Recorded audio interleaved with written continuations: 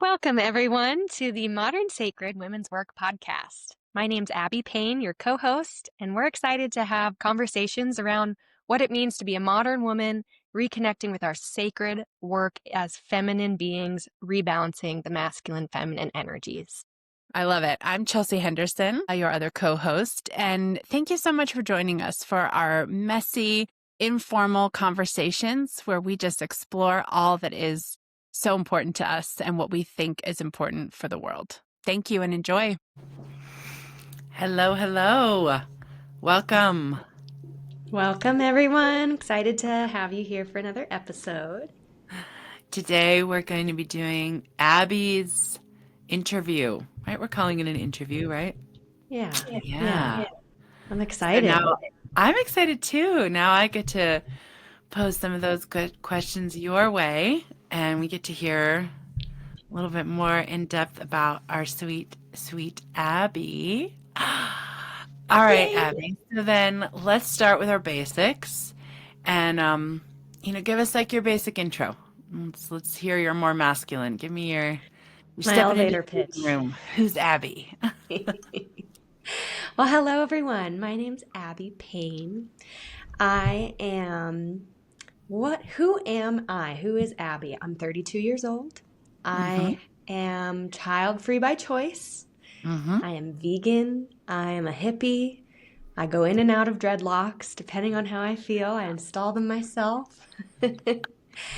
My husband and I just bought a camper van, so we go around on our weekends. We live in Utah, and we just go around different national parks and local parks and love being outdoors. The present moment, I have a love affair with it. And my work, I'm a registered nurse of 10 years and a board certified coach specializing in screen reduction and nervous system health.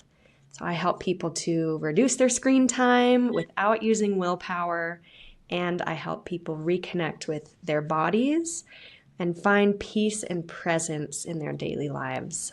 It works really well together, reducing screen time and learning how to take care of yourself and reconnect with those signals that we've been scrolling by for years.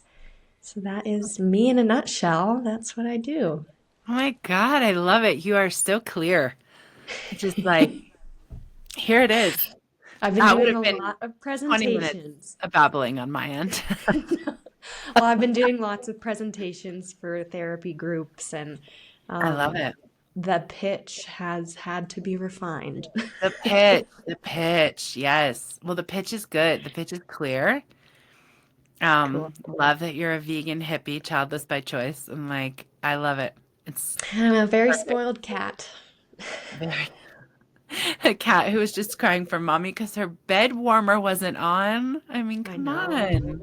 And here She's she living the is. life. She Luna. drinks water from my plant vase on my desk and also demands for that to be refilled daily. So, Obviously. Obviously. Good for you, Luna. You really worked your way to a perfect position. Love it.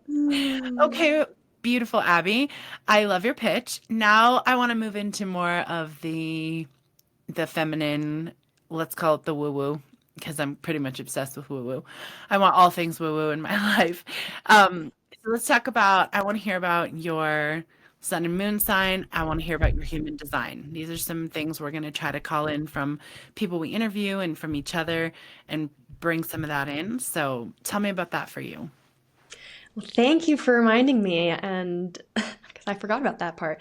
I need to look up my sun and moon rising. I know I'm a double Cancer.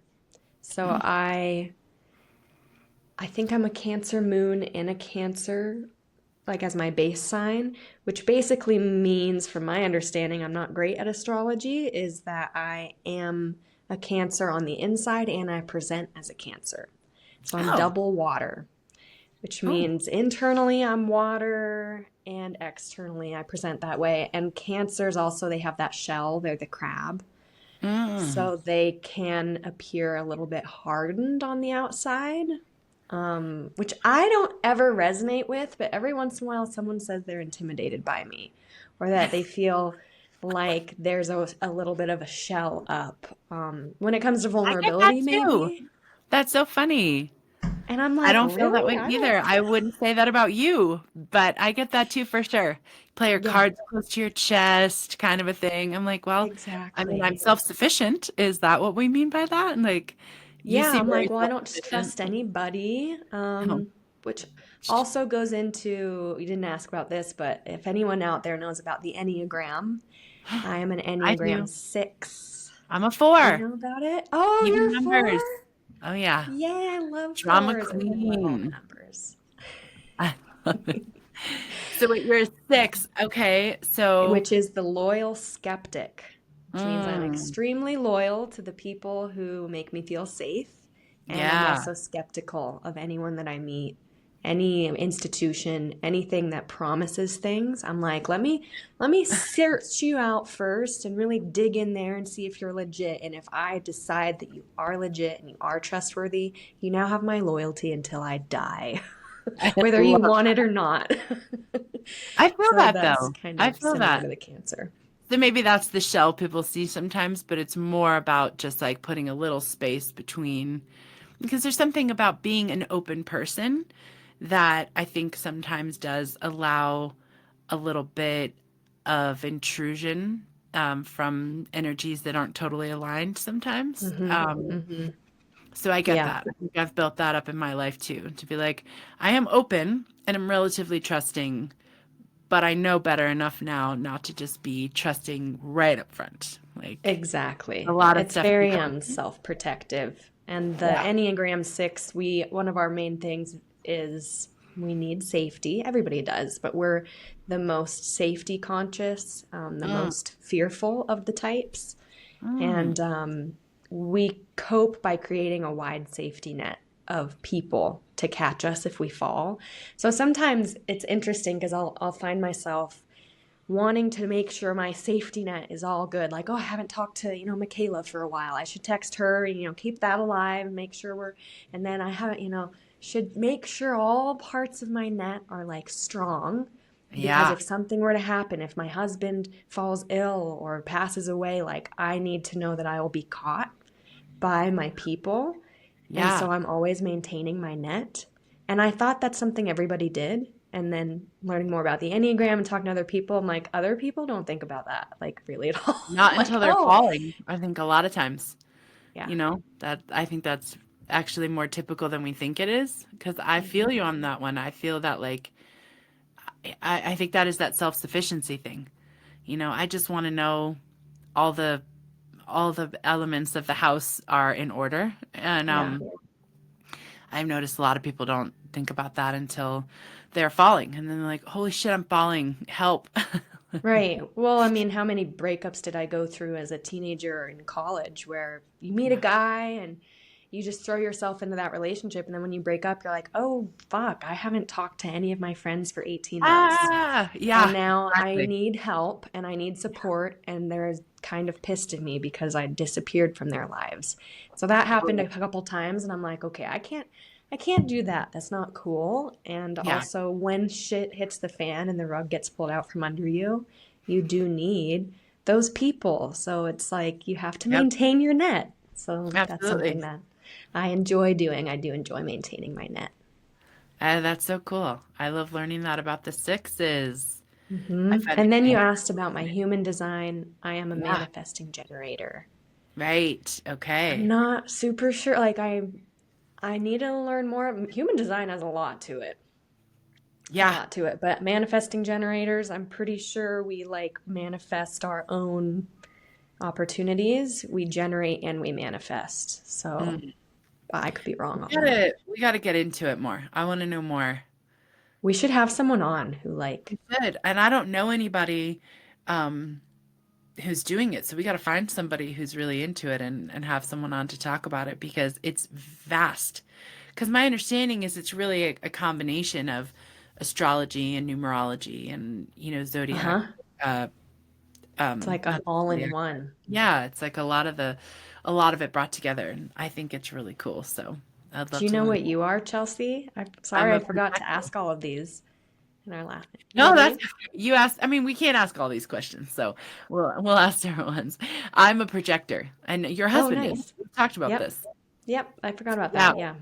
yeah, I'm a projector, and I've learned a little bit about what that means, and have been very, very comforted by what I've learned. And there's still so much more to learn. There's I so much. go through the whole chart, so we'll get into that, and we'll get into some more of these. We've got someone Yes.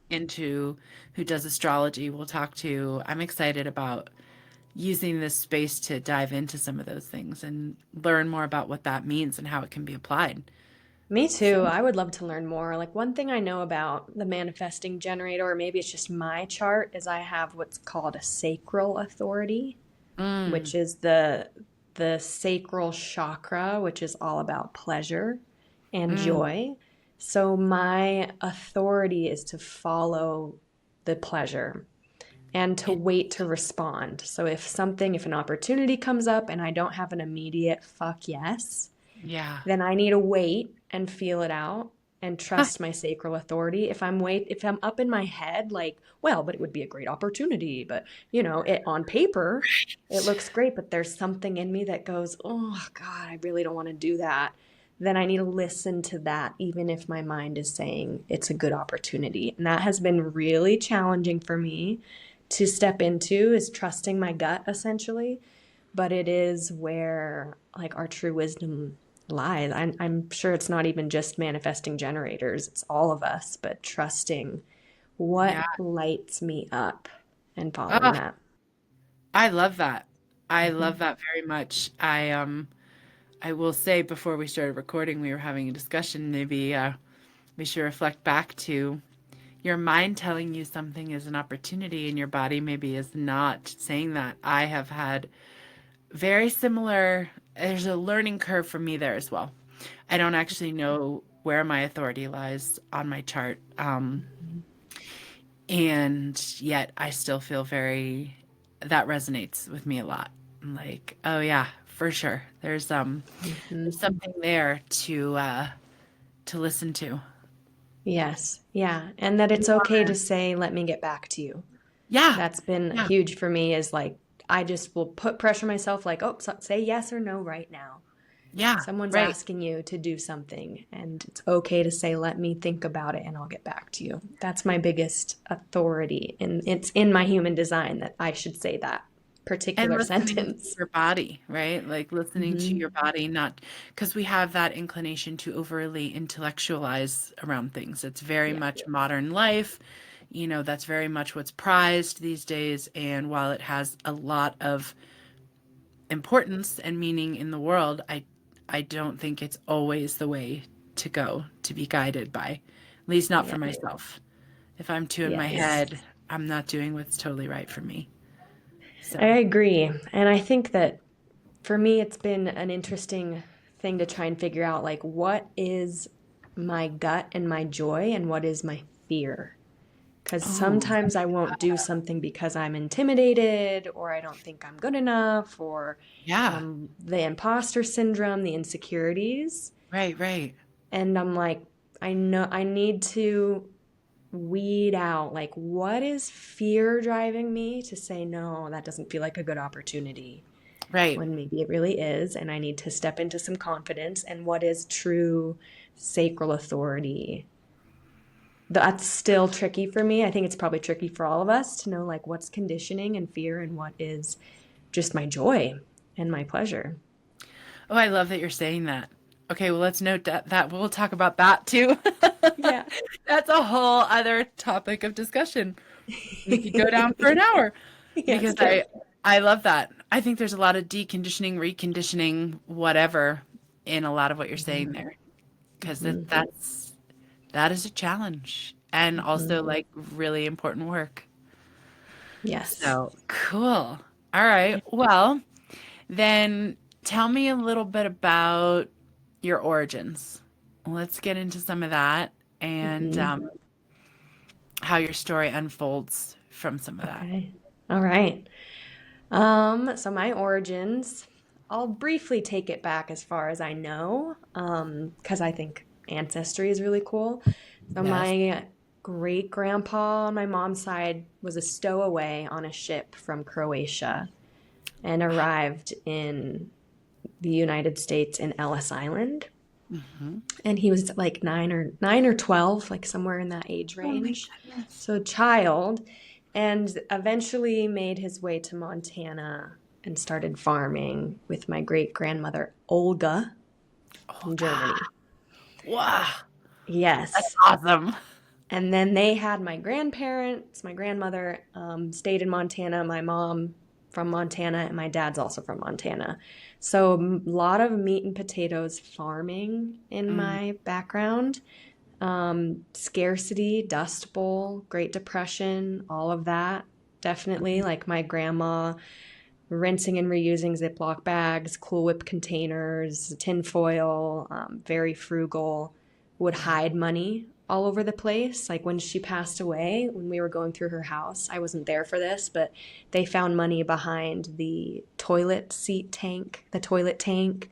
They found wow. money in a bookshelf, like underneath a thing that they had installed. Like they would hide money all over the place, which Oh, was that's really interesting with my own things around money to know that like there's wow. potentially these passed down thoughts and beliefs and Right. energy around Mm-hmm. money is scarce. We have to hold on to it. We have to hide it just in case. Yeah. Um, Very active couple. Like my grandma was a Fuller Brush salesman and my grandpa, and they did Wow. that until like into their 90s. Very active, very healthy, had a garden in the backyard.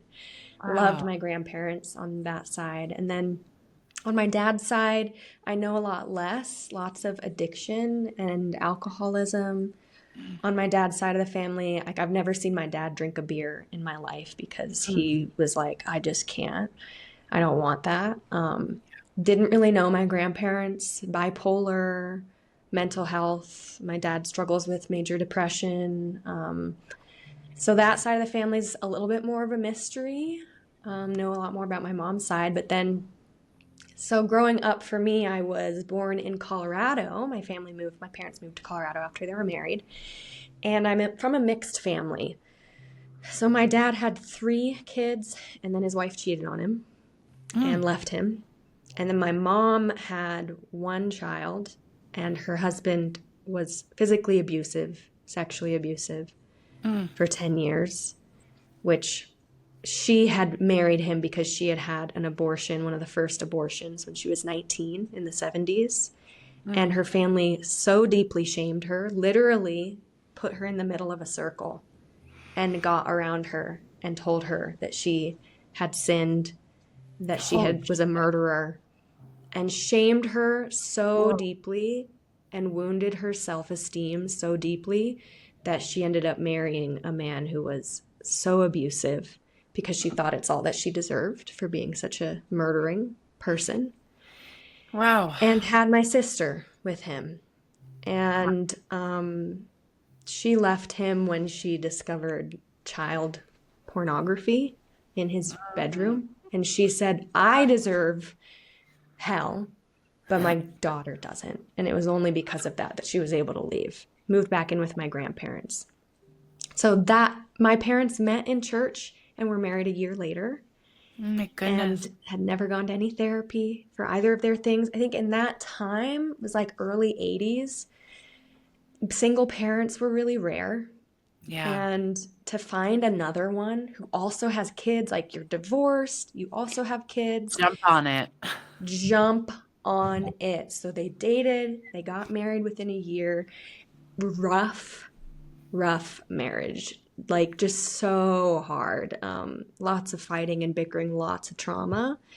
And then to add to it, my mom got pregnant with triplets and lost 2 of the babies because of a medication error, which was terrible. They gave her Oh, oxytocin instead of Pictocin in the middle of the night. They changed out the bag. This was before computers and scanning and all the things that we have oh now.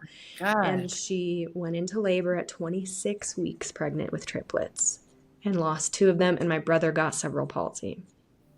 Oh my So God. that is the world that I came into. A couple years later, they had me. So I'm the youngest of six from this whole mixed family, and my brother has special needs. And um, they homeschooled us. They decided because he had special needs, special education wasn't great in the early 90s. I'm like, it's not even really great now. Yeah.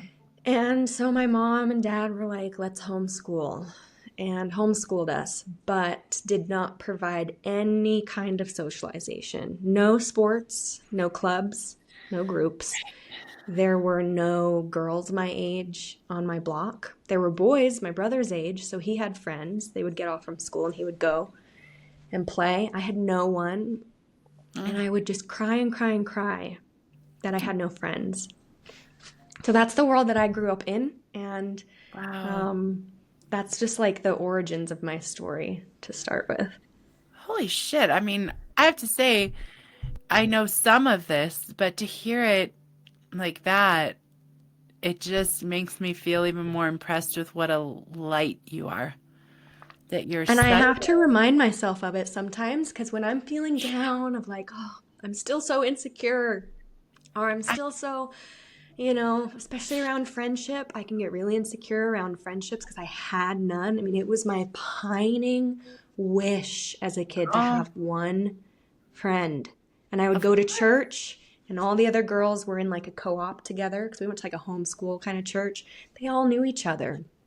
They saw Oh, each other twice a week. Didn't want to hang out with me.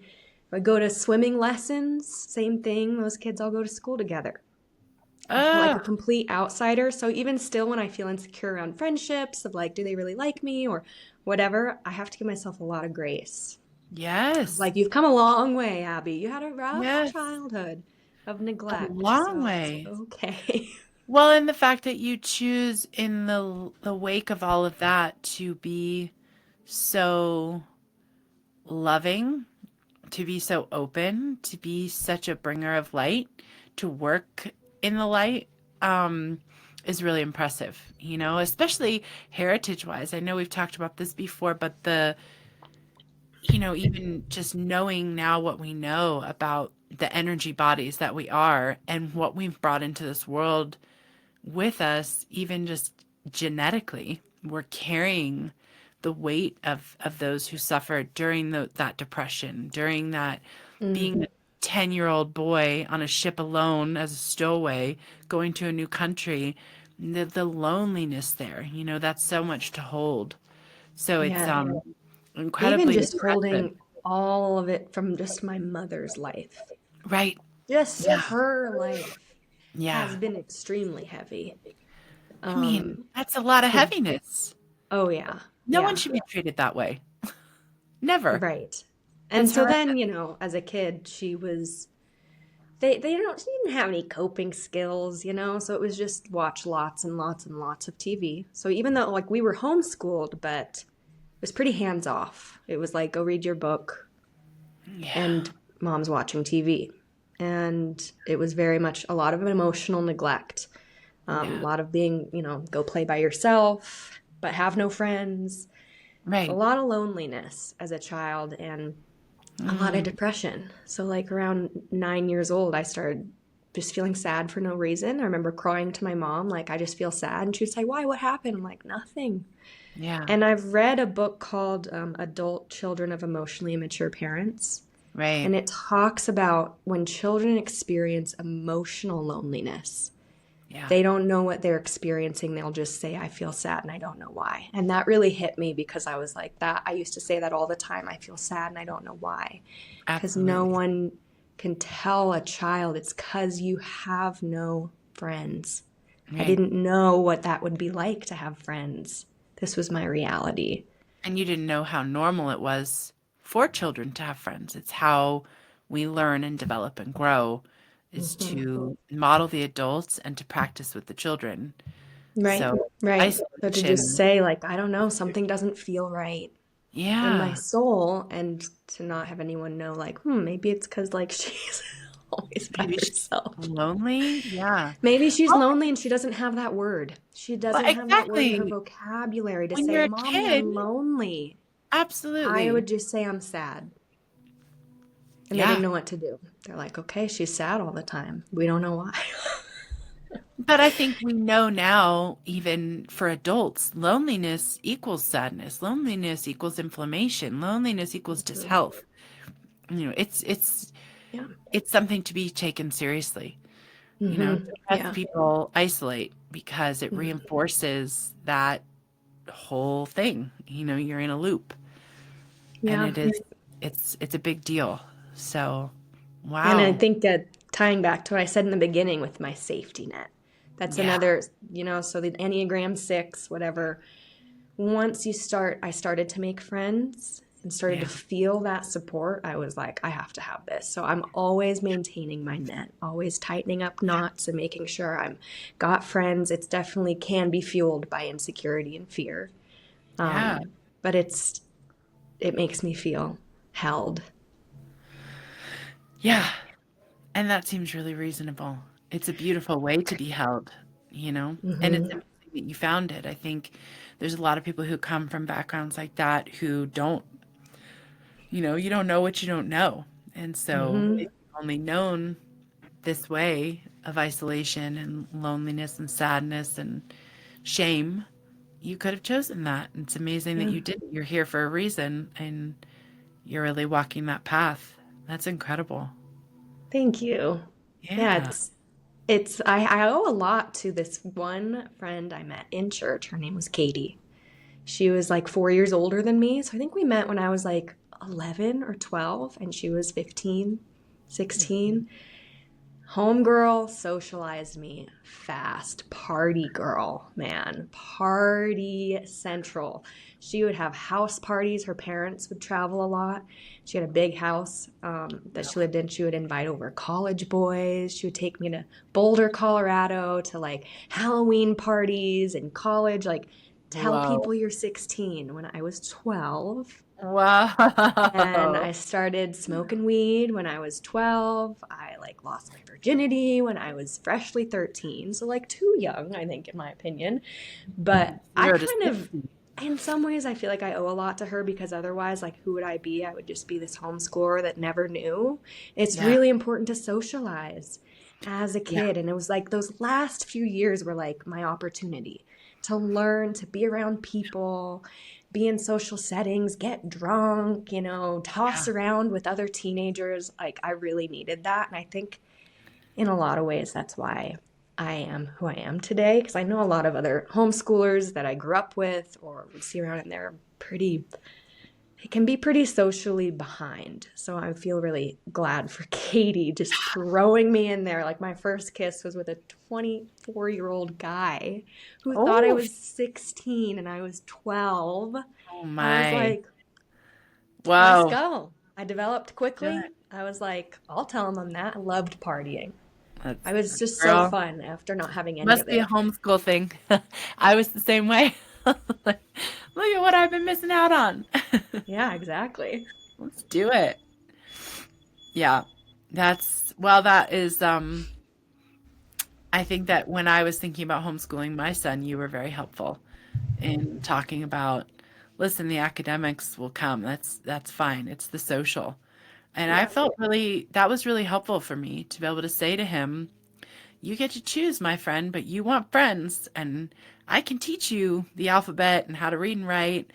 I can teach you those things. Hmm. I cannot provide you with friends in the same way. Like, Yeah. we can go loiter at the mall like weirdos, but like, it's a lot But there's harder. an easier way, There's an easier way. Yeah. And I So, said this then too when you and I were talking about that decision that homeschooling nowadays, I think, is a lot better than yeah. it was in 1995. Oh, Like, yeah. there's way more homeschoolers. There's these amazing co-ops where 3 times a week your kids go for 3 hours, hang out Yeah. with the same group of kids. I think it can be done well, but for me, it was not done well Yeah. um, at all. And also the academic side. My mom, like, early on, used this thing called Colorado Virtual Academy, COVA, Yeah. where it was Yeah. like kind of an AOL chat vibe, and you get on and you do these lessons. But my mom just left the teacher's guide on the desk with all the answers to all the quizzes. So Oh, my brother and I just coasted for 5 years. Yeah. And I didn't know anything. I didn't know about capitalization. I just copied everything over from the book. So I was pretty behind by the time I actually got to a public school. Yeah. I had a lot of making up to do, but it can be done well for anyone out there who homeschools or is thinking Agreed. about it. Like, it really can be Agreed. done well, but my experience was really not great. Well, I think what I took from that as a parent was, and I was homeschooled for a few years as a child, and my mother did provide a lot more of a well-rounded experience. But I know now looking back, and I know as a parent now from what you and I talked about, the feedback that I took from that is that it's a lot of work on the parent side to Mm-hmm. curate this experience and to bring together all of those moving pieces. So, for us, with our son, we weren't really feeling comfortable with a giant public school where he would be nameless and faceless. I too am a little bit allergic to traditional institutionalization that is Western culture in a lot of ways. I don't like it. I don't want it. I don't want it for myself. I don't want it for my kid. But I do think that there's a nice happy medium. You know, Mm-hmm. I we ended up agree. finding a nice charter school. It's smaller. It offers a lot of kind of both, right? So he's getting to navigate that world, learn about systems and how to interact with them without being a cog in a machine. So, Yes. and if we had done the homeschool, I think what I would have taken from that is that it's the onus would be on me to create, and my husband, obviously, but to create all of it, right? And that's a lot of work. Mm-hmm. So Yeah. you're a Yeah. depressed woman who comes from a depressed background.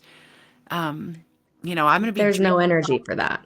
I'm going to be having nightmares about that circle of shame. I mean, that's a big She fucking does have nightmares. She has nightmares still. horrible. And no one should And be treated that way. So how do you yeah, function after that? right.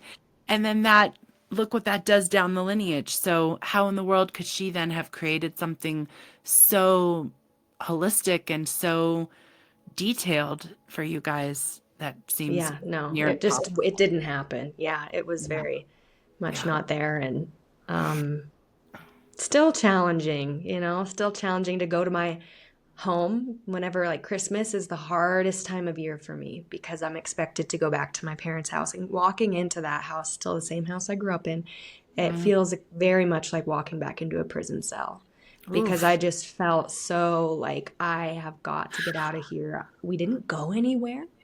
We Yeah. didn't do anything. We were always home. My mom was always watching TV, drinking Diet Coke, and that was my life until I met Katie. So going back there is very like, I don't like being in this house. I don't like the vibe. I don't like the memories.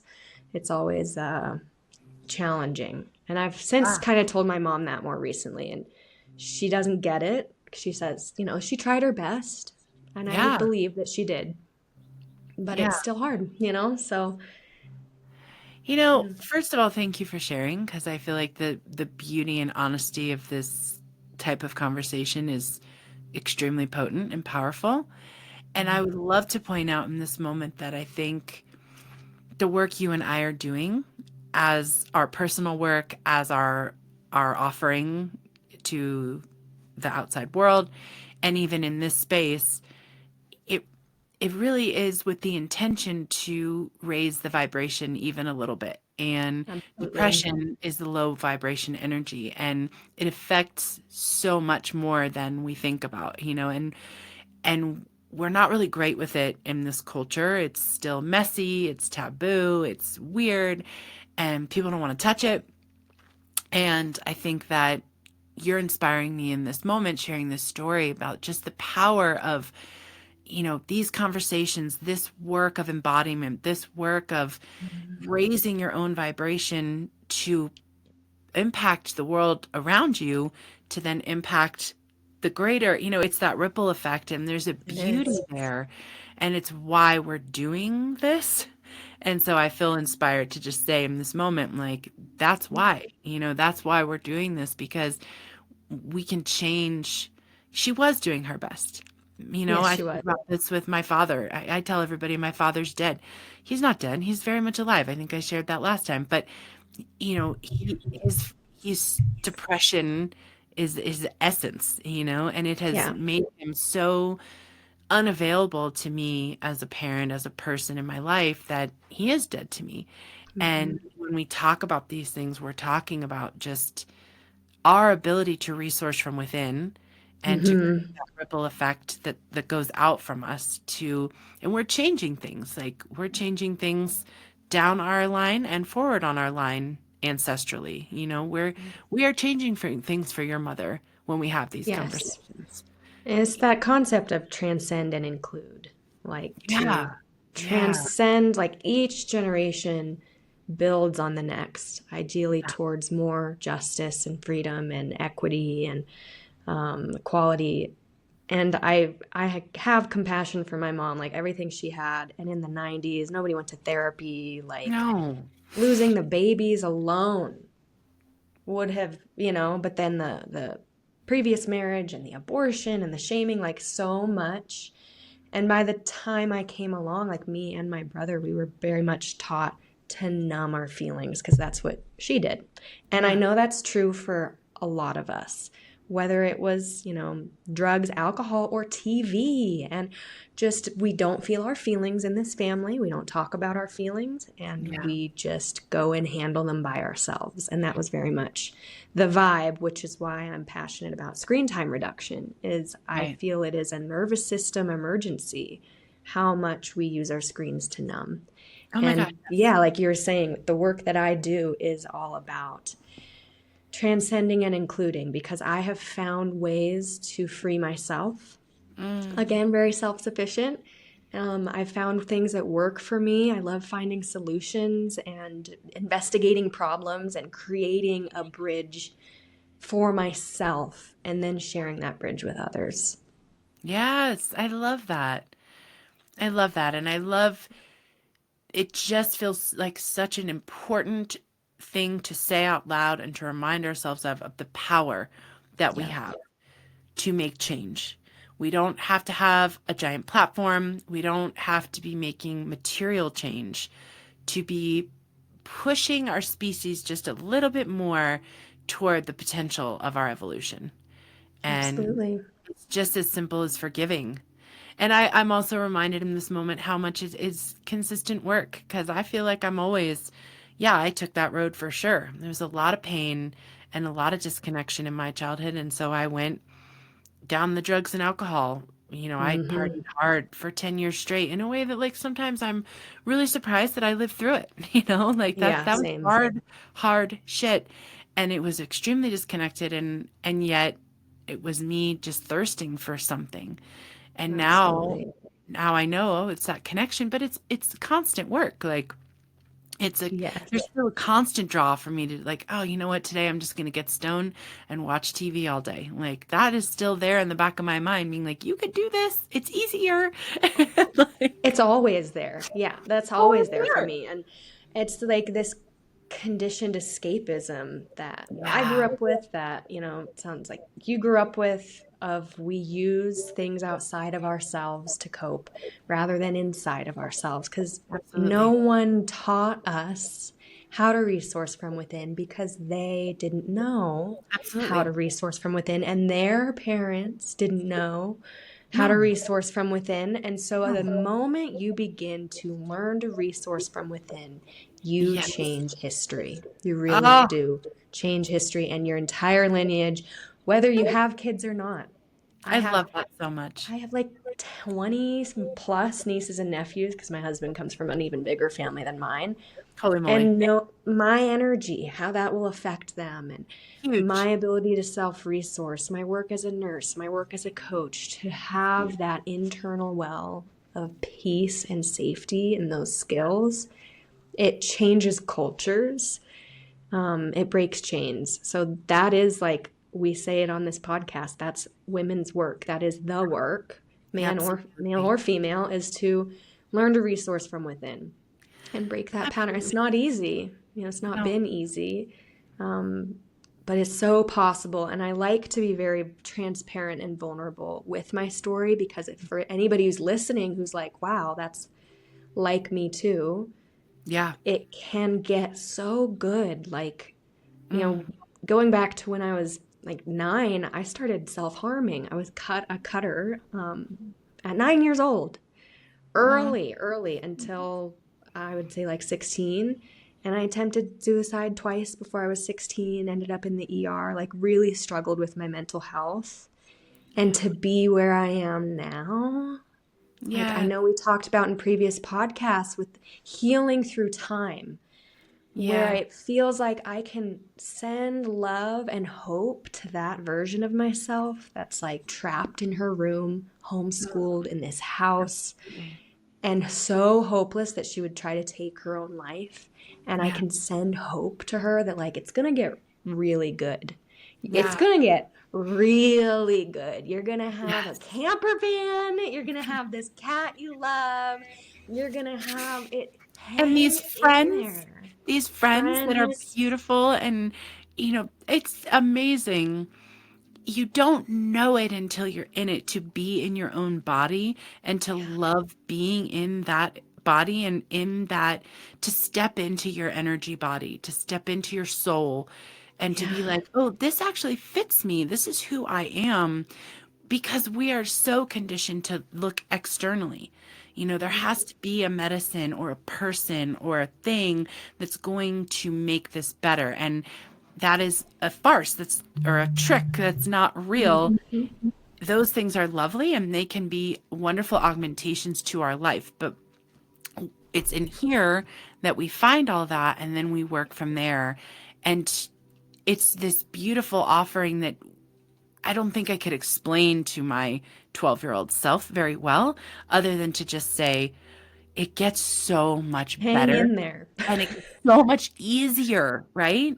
There's something Hmm. beautiful. It's the art of not giving a fuck. I'm like, oh my God. Like, I mean, I'm 41 now and I legitimately turned 40 and felt the shift again. I turned 30, I felt the shift. It was like, oh, I'm ticking away from that like anxiety and need Yes. to please. And I turned 40 and it was like, oh my God, like this is the best yet. Like I'm I keep so hearing that. I into keep it. hearing 40 is just like Oh, it's so good. Like awesome. each passing decade, I think, It's especially when you're awesome. doing the work, A when hundred you're percent. Yes. Yes. facing it and you're like, okay, let's work through this. It Yeah. starts to compound as you get Yeah. older and wiser. Yeah. And then like I even remember being around like certain people or nurses once I became a nurse, those older nurses who they had steadiness like in their bones. They weren't rattled. Steadiness. You look Yes. in their eyes and there's just like this sparkle and Yeah. this compassion, and Yeah. like that is our work, They is were our home. energy. Yes. And I how it love it. impacted me to know them Yeah. impacted my energy. And Oh. it's all like this beautiful alchemy of what Oh, we're yes. given Yeah. into what we can create with it. Absolutely. Well, and I do want to draw to one thing you said about, your mother and the previous generations doing their best. I think that's really important to highlight because I do think that you and I right now are living in a time that is very much a transition. And we do need to highlight that those people were doing their best, and that's really important. This is not about blame. There's not a lot that can be solved through blame. I know I've tried.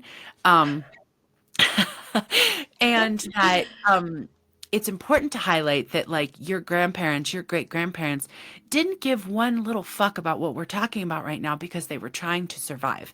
There's Yeah. something very different about where we have been and where we are now and where we're going that is allowing us to have these conversations and think through this type of evolution and work Yeah. and for it to be Absolutely. meaningful to us. So I always want to I want to call that out the same way I call out a lot of these things that maybe are obvious and I don't need to, but like that feels important to me to say because even to myself, because I have held some of those Yeah, previous same.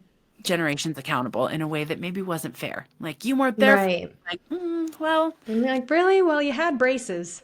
yeah, Like, exactly. that's You had true. And food, those were bitch. Like, expensive. calm down. Like, I don't know how, but I came out of, I was homeschooled and I knew how to read.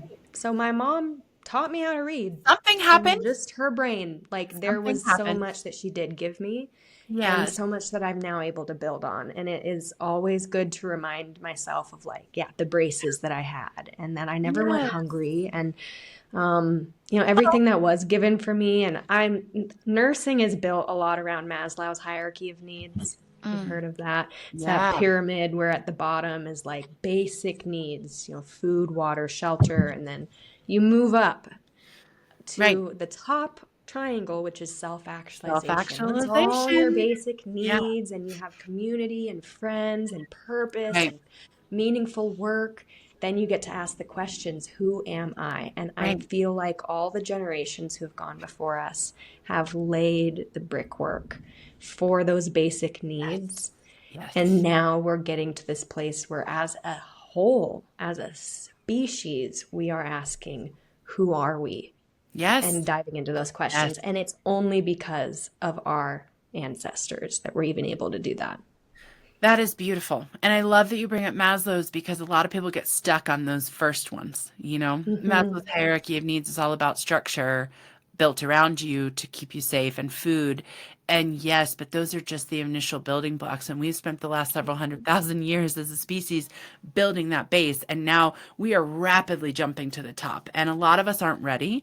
And so Yeah. we are having these conversations to just say, it's okay. No worries. This is all going really quickly.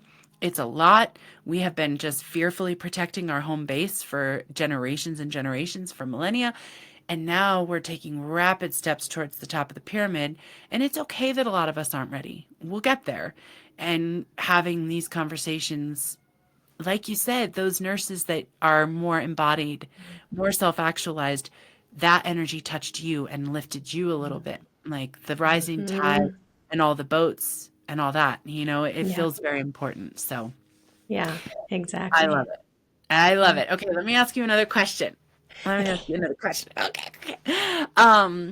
Okay, this one I did want to ask you. Okay, how do you balance your masculine and feminine energies? And how do you know when you're out of balance? And I feel like you're the perfect person to ask this because you're so beautifully in your feminine, but you are married and you're really in your marriage in a gorgeous way, and you really honor the masculine there. So I want to hear about that from you. How do I balance my masculine and feminine? And when do I know I'm out of balance? That is Mm, such a good question. We came up with some good questions. dude, we're awesome. Um, I'm just saying. I leaned hard into my masculine in nursing school, which Okay. I'm sure a lot of us did in like that first part of life when it's academia, it's college, it's study hard, and I got a lot of self-worth out of it. Like initially my self-worth started coming from men and the male Mhm. gaze because I was developed quickly and it was like, oh, I got no love and attention as a kid, so now all these guys want me. So now that's where I get my worth, right? And Mhm. then started going to school and got straight A's. So I'm like, oh, I'm actually smart. So now my Amazing. self worth is coming from my smarts. And so Yes. I would throw myself into school and I would agonize over getting anything less than an A. I held myself to a very high standard, not because I wanted to be the best nurse I could be, but because my self worth was hanging on it by a thread. And I got one B in nursing school and I petitioned the dean over it because I felt like Oh they my should have goodness. rounded up. And he looked at my report and he was like, actually, there's another class in here that we should have rounded down to a B, but we gave round up and gave you the A. So really I should be giving you two B's. And I was like, never mind, never mind. Stop. Oh my God. But like kind of a little bit crazy perfectionism and then getting into nursing was really, really challenging. It was not, I don't think it's a good career fit for me. The liability and the pressure, especially with that history of my brother, my mom losing babies to a med error, I was always Yes. really freaked out to make any kind of mistake.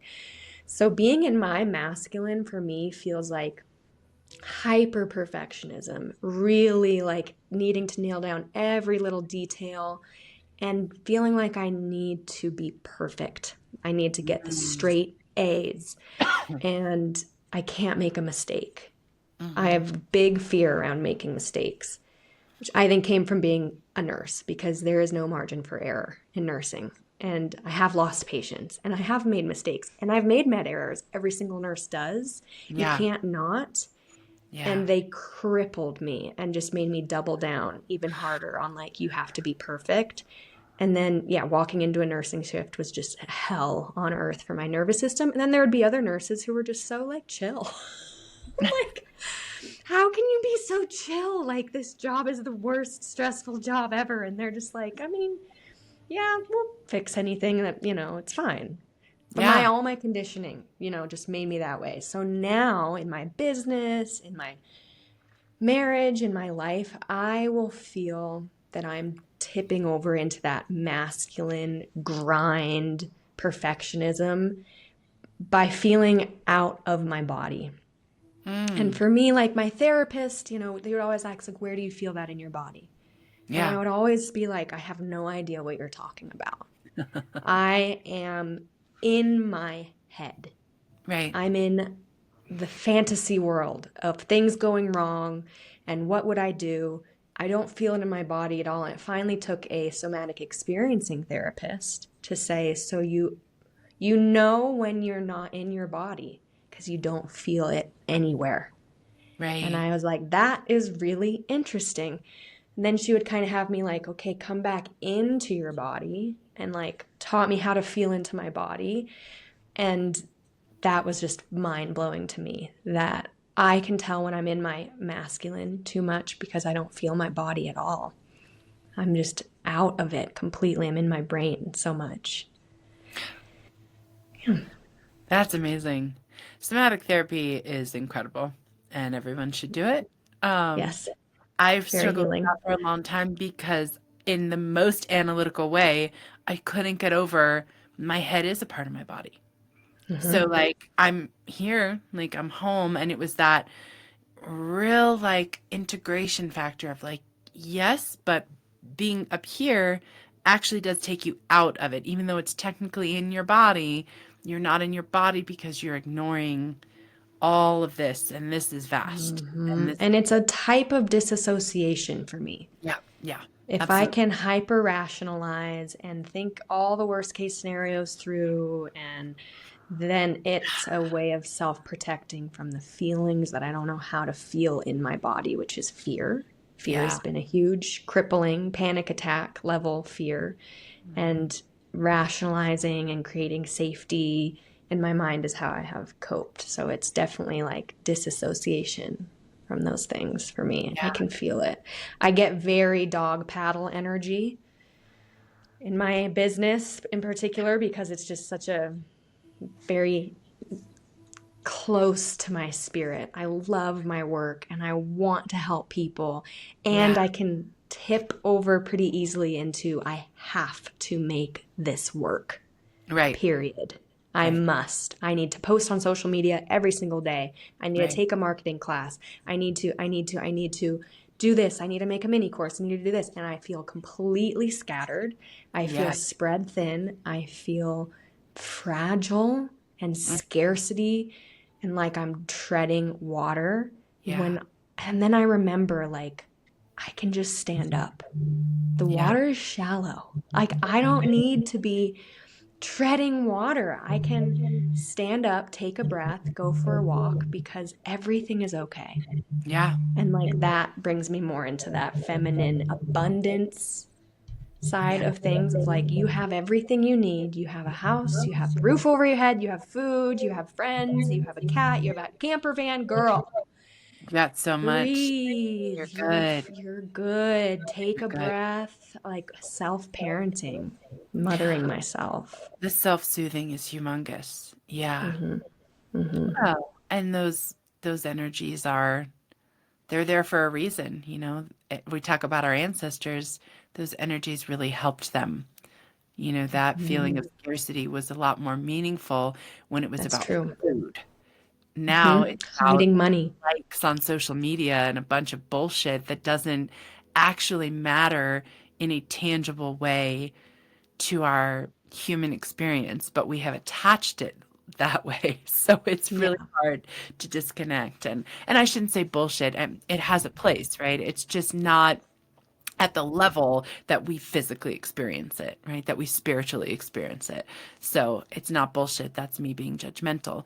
It is just not the same as dying of starvation, but our bodies Mm-hmm. are processing and experiencing it in a very similar way. So Yes. I Yeah. feel you on that. That's really Yeah. interesting, though, that you go into what's because I think another one of our questions is how would you define success? And I find this really interesting, and we can talk about this. I'd love to hear your thoughts. But I feel like it's so tied to a lot of this. Like success is material, and Mm-hmm. that is all tied to material success.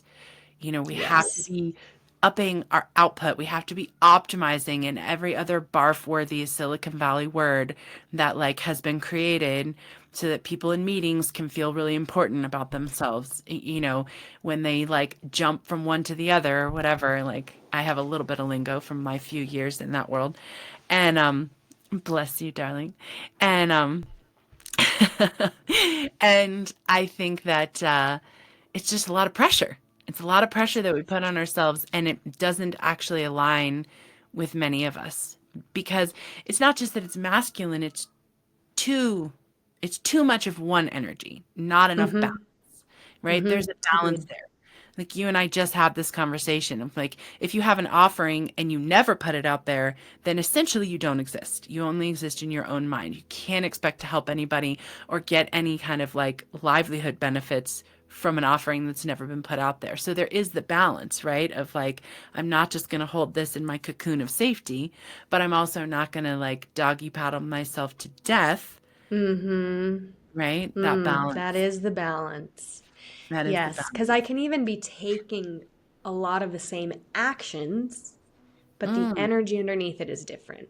Ooh, I I love can be building a course and doing that. our podcast and I can be Yeah. doing all kinds of different things with an energy underneath of like, this is all cherries on top. This is all Yeah. fun. This is all a flow out of my gifts versus the energy underneath of like I gotta make this I work, got I gotta you. move stuff over here. The energy of the Yeah. signature underneath is huge.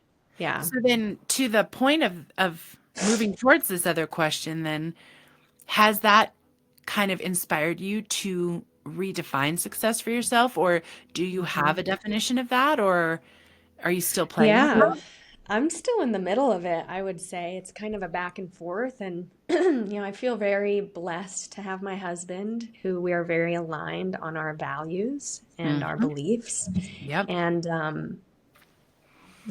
both middle class white Americans. And we started to follow the typical path, like, oh, we should buy a house. Yeah. And we just felt so much unease about all Mm. of that. Like we were touring houses and neighborhoods, and we just felt like this is what we want. Is this what we want? We're Right. not going to have kids. We're child free by choice. That's a permanent decision. Yeah. And so, like, what do we really want to build here? Do we want to build what we've been told to build? We want to Mm. build what we want to build. And we decided to blow half our savings on a camper van instead. And we felt so right about that Cheaper than a decision. house, and it functions Hmm. as a house. And So it just opens up so much creativity. So, like, that, it's interesting to compare, not that we do compare, but like to compare to other people our age who they have a house. They might yeah. even have two houses, they have an Airbnb. Um, and we don't have any of that. And sometimes we'll be like, man, are we behind? But then I remember that we are ahead in our own way and that we Yeah. are in the process of redefining what success looks like for us as a couple, as a family, financially, but then personally. For me, I think success is all energetic. It's all about the feeling of abundance and feeling no scarcity. Ah, That's a yes. success for me. And sometimes I joke that like I love prayer and meditation and slowness, that I could be a monk, like I could be in a monastery. I just would love to like contemplate all day. Like that just sounds amazing to me. So I could really lose almost everything that I have and still find abundance and contentment energetically. And that's success. Ah, that is so cool. I love that. And I love that you talk about it being energetic because that feels very, um, I have a hard time even hearing the word success without just thinking about money and things. And those obviously matter in one aspect of our lives. But I think you and I both are in a place of exploring and probing into and pushing back a little bit into some of the other areas of this existence. And that that's only one of them, I think is a really important Mm-hmm. consideration.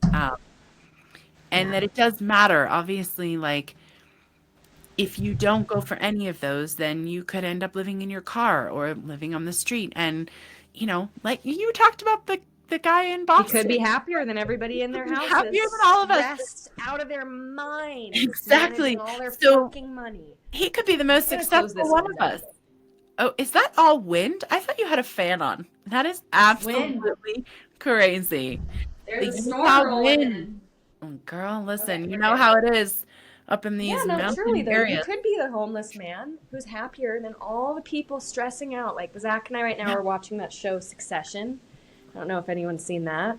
Um, but it's just, oh God, having that much money is so, like, they're just so stressed about I, I know. keeping it all and building it and your empire and how many people live that way. Yeah. When, like, there's a lot of abundance out there. You could sell most of your stuff and pack it into a U-Haul and, Yeah. like, tour the parks. It's really like living as if we're already kind of retired, which we're lucky that we get to do that. There's, again, so much privilege that has come from that. Like, my husband's parents paid for his first degree, and so he doesn't have any college debt. And, like, I was able to live with my parents during nursing school and Hmm. pay it off as I went. So, like, there's a lot of privilege from, like, just our societies and our families that allow us to have this lifestyle. Absolutely. And so, what are we Yeah. going to do with it? I'm like, what do we want to build? And what Yeah. does success look like? Well, and I know you've done this with your clients, at least I think you have, and I've done it with mine, is that end of life inventory. Act as if you're 95 and you're looking at the end of your life and looking Mm-hmm. back. Do that now. Do it at 30, do it at 40. It Yeah. gives you a different perspective. I feel very lucky to have gotten to sit in many circles with women in their 80s who are saying, this is what I'm thinking about now. This is what I Yeah. regret. This is what I love. This is what I am proud of. And to be able to kind of like compare in that way. None of those women are talking about the kind of cars that they've driven or how many houses they had. None of them. No. Because And it I just got that as a isn't nurse for meaningful. sure. I mean, lots and lots of time with people literally on their deathbeds, literally end of life, Yeah. dying of cancer, pancreatic cancer, and looking back and doing that inventory. Like, I've sat at a lot of those beds, and one of my best friends, Alyssa, she's also an ICU nurse, and we both have that aligned of like, you can't hear and see the things we've seen and like go and live like your cookie cutter life. Mm-mm. There's something that it's just very compelling to have that kind of experience where you hold all this wisdom that you've been given from dying people. And Mm, like, yes. basically, they all say to just go for it, Yeah. right? Like, travel, fall in love, like, start the business, follow your passions. Connect. That's like yeah, connect and go on the girls' trip, Yeah. learn to scuba dive, like, do the Love things. things. Love people. Yeah, You know? yeah, Oh, exactly. it's so important. It's It's so been a important. great perspective. It's a great perspective. Okay. All right. Okay. So then I'm going to ask you one more question because we've gotten through a lot of these. Yeah, you're doing I'm great. impressed. You are much more succinct than I am, and good for you, by the Well, way. you're a great interviewer. Oh man, yeah, thank you. Um, all right, so I want to hear about this one. What do you feel is your personal mission, and what are you hoping that people feel in your presence? And I think this is a great Mm. one to take us home because I can see on your face you've got beautiful things to say. I think I might have come up with this question I because think I think you I did. have one ready. Amazing. My personal mission is to embody a deep breath, to embody the feeling you get when you're stressed or you're scared and you take a really big, deep breath and you let it out, and just that little bit of release. That's what I want to embody in my life and in my work, help other people learn to access. And when they're around me, like that double cancer, double water, I want them to feel like they're looking out at the ocean or they're sitting by a river and they just have that kind of deep breath, calm, accepted, safe, seen, no competition, no dick measuring contest, like just ocean and sun and Oh, abundance. That's what I try to embody. wow. Well, that made me cry. That Oh, was beautiful. thank I you. have to say, you showered me with a lot of generous energy and compliments when you interviewed me, and I feel likewise so much about you, and I love that we see each other in the way that we are. I want to say again how gorgeous and incredibly inspiring your energy is, and to know where you come from, all that you are kind of coming into this life with, all that you lived through, and to see that you, and to watch you, and to witness you, and to be a benefit of you choosing to be such a light bringer and to work in the Mhm. light. And you are embodying a deep breath. I know that feeling. I have practiced that for years now, feeling like I was underneath a load of hard life that would never get off me, and then to know what that feels like to regulate your nervous system, and that load just dissipates and it feels like magic.